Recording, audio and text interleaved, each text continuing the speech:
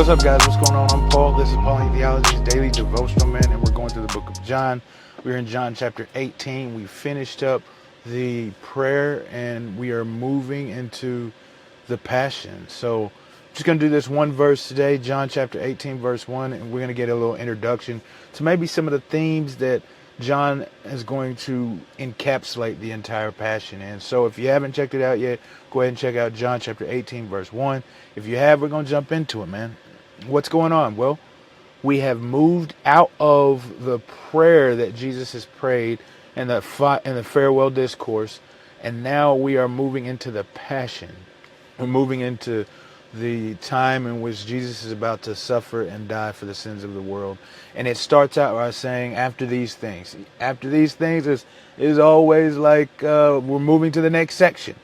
And so some say it's after he prayed, but it could also be after he spoke to the disciples about all of the things he wanted to tell them, which was how they should be serving one another, how they should be connected with him, how that they would be beaten and abused by the world, that the world's going to hate them because they are like him and they're not of this world. And so after all those things that he has prayed for them and spoken with them about, now they enter into the garden, him and his disciples.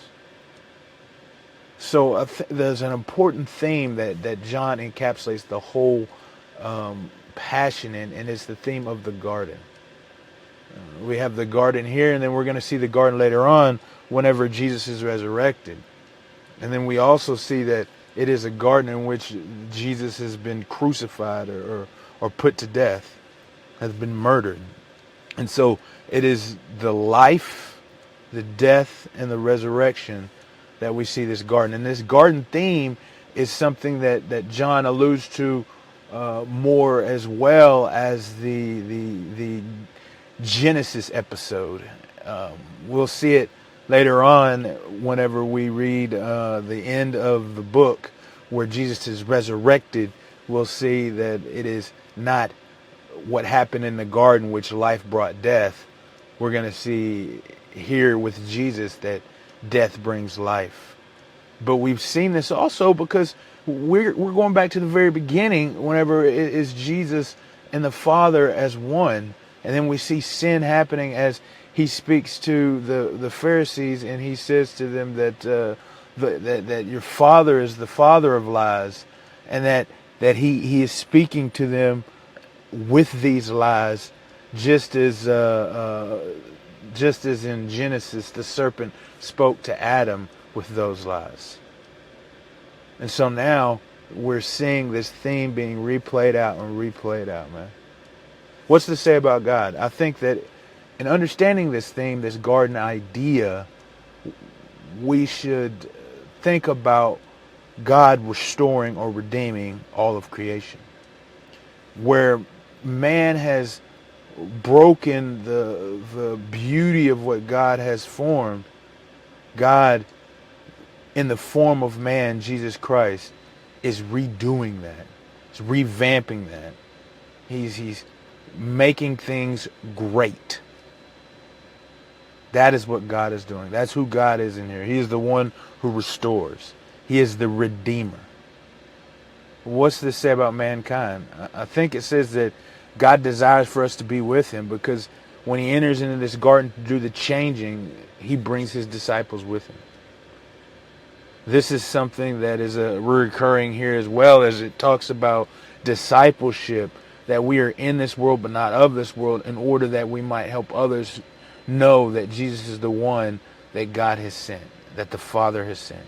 And so not only is God rebuilding and revamping and renewing and redeeming the world, but he wants us there with him. He wants us as Christians here with him, doing the work, being a part of this kingdom. And so in light of these things, knowing that God is redeeming the world and that we're to be a part of that he wants us and desires for us to be a part of that, how do we apply this truth to our lives? What do we do? Well, first off, we witness. I would have said to read the scriptures and know God, but I don't think that you have to have all the knowledge in the world in order for you to share the gospel. All you have to do is know what God has done for you and then tell somebody else.